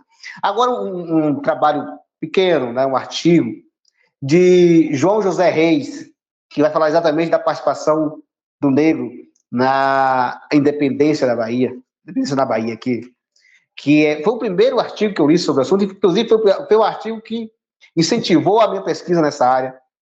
Tá? O jogo duro do 2 de julho, o Partido Negro, ele vai falar isso do Partido Negro. É claro que nós não tínhamos um Partido Negro institucional, mas tinha essa ideia do Partido Negro, né? Outro livro muito bom que vai falar também é Maria Filipa de Oliveira, que é uma das heroínas da independência na Bahia e que muito tempo ficou fora das narrativas, né? Muito tempo. Embora já o Xavier Marques já escreve lá no seu romance, né, o Sargento Pedro, mas de uma maneira assim, um pouco... mas Maria Filipa vai ser construída através de relatos orais, enfim, né, de outra maneira de fazer pesquisa, né, pesquisa oral, história oral. Maria Filipa de Oliveira, heroína da independência da Bahia, de N. Cleide Farias. Bom livro. E não é muito grande, né? Recomendo a leitura. Tem um canadense também que pesquisa sobre... Um canadense interessante, né? Um canadense pesquisando sobre a história da independência aqui na Bahia, Andrew Cray. Um dos artigos dele também interessante. E outra coisa, não falava os pardos, cabras e crioulos, essa nomenclatura da época, né? E ele vai falar do recrutamento de escravos para a guerra de independência. Muito interessante também. Um artigo que eu achei muito bom, um artigo, na verdade, uma tese de doutorado muito boa, que não vai falar exatamente da questão negra, Mas ela vai falar, e aí vai trazer também essas questões, né? A festa, o drama, o trama, cultura e poder nas comemorações de independência na Bahia. Inclusive, eu escrevo um pouco também sobre isso na minha dissertação, né? Mas já estou terminando. Mulatos políticos e rebeldes baianos, da minha orientadora Kátia Vinhatico Pontes, né? A dissertação dela. Também muito interessante. E, para fechar, eu indico também um artigo da minha autoria, também junto com a autoria de Kátia Vinhatico Pontes, que é livro didático de história, A ausência do negro na narrativa do processo de independência na Bahia, na revista Abatirá, da UNEB. Então, essas são algumas leituras que eu indico, claro, tem centenas de outras leituras, dezenas de outras leituras que as pessoas podem, para aprofundar um pouco mais no tema, né? Mas tem essas leituras que eu indico para os alunos, enfim, quem tem interesse. Valeu, um abraço, Zenilton. Muito bem, professor Irineu. Muito bem também, Lucélia. Os dois trouxeram assim uma reflexão muito importante sobre sobre o movimento, né? E sobre eu mesmo, por exemplo, já trabalhei na parte social também com o Irineu na época que eu morei em Picuí, né? Então vocês dois eu já tive a oportunidade e o prazer de participar junto desses movimentos. Mas, assim, para os nossos ouvintes, vai ser, com certeza, para além de uma aula, uma reflexão muito profunda sobre até o tema que a gente trouxe hoje aqui. E, Lucélia, assim, para a gente finalizar o nosso podcast, eu gostaria de agradecer você pela participação aqui, pelo convite, você sempre atendeu de imediato o nosso chamado, e, assim, te agradecer mesmo a participação e dizer que o espaço aqui está aberto para você. A gente pode trazer depois, discutir mais um pouco sobre as religiões de matriz africana, que foi um tema, um tema que você tocou, que eu também não tenho um conhecimento de causa, assim, muito superficial. A gente pode estar marcando, agendando um podcast para a gente estar discutindo, conversando, você trazendo para a gente o conhecimento. E agradecer também a participação aqui do professor Irineu. E aí eu vou fazer aqui um esquema diferente, que eu já fiz em outra oportunidade. Primeiro, eu vou agradecer aqui aos ouvintes do podcast por ter acompanhado nós até aqui. Curta, compartilha, se informe e discuta os nossos temas, que é muito importante para o enriquecimento, né, do conhecimento de cada um. Passo a palavra para você, Irineu, nas suas considerações finais, e vou pedir Lucélia, gentilmente, para encerrar nosso podcast nas considerações finais dela. Tá certo, eu quero só também agradecer a Lucélia, né? Foi um momento muito bom, muitas informações, né? A didática muito boa, né? Assim, trabalho muito bem, a gente pode ficar ouvindo horas, né? E muito obrigado mesmo pela sua presença, pela sua participação, pela sua atuação, né? Que a gente já percebe que você é atuante, né? Agradecer a você, Zenilton, e um abraço a todos. Como você diz, curta, compartilhe, enfim. Bom, eu queria agradecer a Zenilton por essa oportunidade, né? Como ele mesmo diz, quando ele convidou de pronto, eu aceitei, porque eu já sabia do que se tratava, né? Porque eu venho acompanhando o trabalho de Azenilton aí. E a gente tem, né, um passado, inclusive, deixar aqui seus seguidores cientes, que ele falou aí em algum momento que há 16 anos, não, gente, há 16 anos, 16 anos é a idade do meu filho mais velho, viu? 16 anos não, 16 anos em cada pé. Entregar a idade nossa, moço, ó. A gente militava há muito tempo, na Associação de Jovens de Encruzilhada, né? Antes da associação, e o que nos levou a formar essa associação lá há muito tempo atrás, né? A gente tem aí uns mais de 20 anos na militância, né? Então, assim, agradecer, é um prazer estar aqui. Vou fazer como professor, já que foi me dada a oportunidade. Eu não vou passar aqui tantas indicações como ele passou, mas eu vou sugerir a leitura de 2 livros que, para mim, são importantes. Primeiro, o Guerreiro Ramos, esse livro aqui, tá? Dá para tirar print, quem quiser. Redução Sociológica. Guerreiro Ramos, ele é um autor brasileiro, né? Um autor negro brasileiro. E diferente de muitas outras formas de escrever, ele escreve sobre política também, então ele é um autor fenomenal. E esse livro, Os Condenados da Terra, do Francis Fanon. Recomendo, é um livro também excepcional, analisa a situação colonial, né, política e social do indivíduo. Ele é um psiquiatra, e ele é uma pessoa para além, né, nesse sentido, ele analisa socialmente, então ele fala sobre vários pontos importantes, né? Eu teria muito mais livros para indicar, mas de cara eu quero indicar esses 2 livros. Eu tenho certeza que o público que consome aqui o podcast de Azenilton é uma galera que gosta de política, porque Azenilton é um cara que ama política, né? Eu não sei o quanto de política ele já falou aqui, mas se prepare, se ele não falou, ele vai falar. Ele é essa pessoa. E eu fiquei muito satisfeita de ouvir o professor Irineu, não o conhecia, foi um prazer. E é isso, esse curta, compartilha. Eu não sou muito uma pessoa da internet, né? Eu não tenho, assim, muita...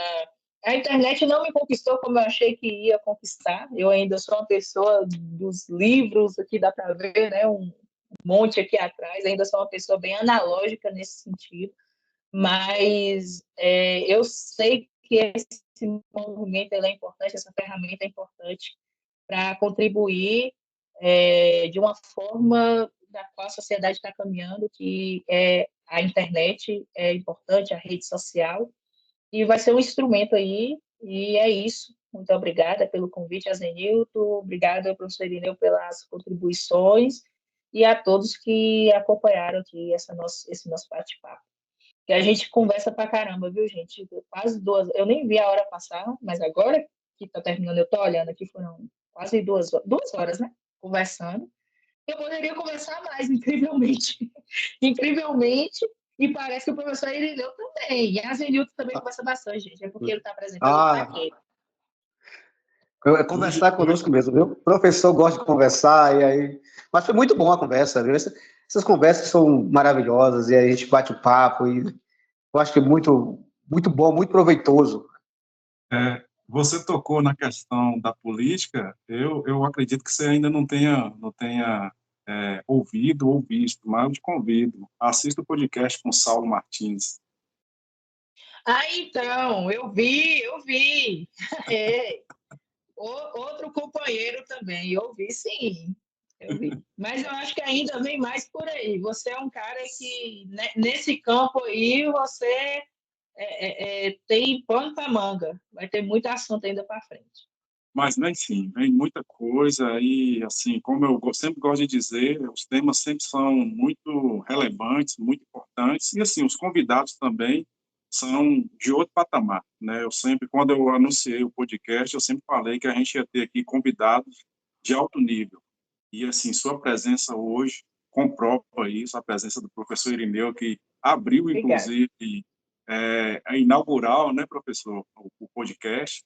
Mas, assim, só tenho a agradecer a você, Lucélia, agradecer a você, Irineu, e agradecer aos nossos ouvintes, que, inclusive, eu vou trazer uma notícia boa para vocês aqui. A gente já bateu mais de 100 horas no YouTube, né? Mais de 100 horas de visualização. Eu estava olhando isso antes de entrar aqui. Meu muito obrigado a vocês, uma boa noite aos nossos ouvintes. Aguarda o nosso podcast que vai ao ar na quinta-feira. Aliás, esse eu vou antecipar um pouquinho, vai na quarta, vou jogar ele ao ar na quarta-feira, mas a 10ª edição foi muito especial. Agradeço novamente, Lucélia, e com certeza vou te convidar para um próximo bate-papo com um tema diferente. Um abraço a todos, uma boa noite, fica na paz.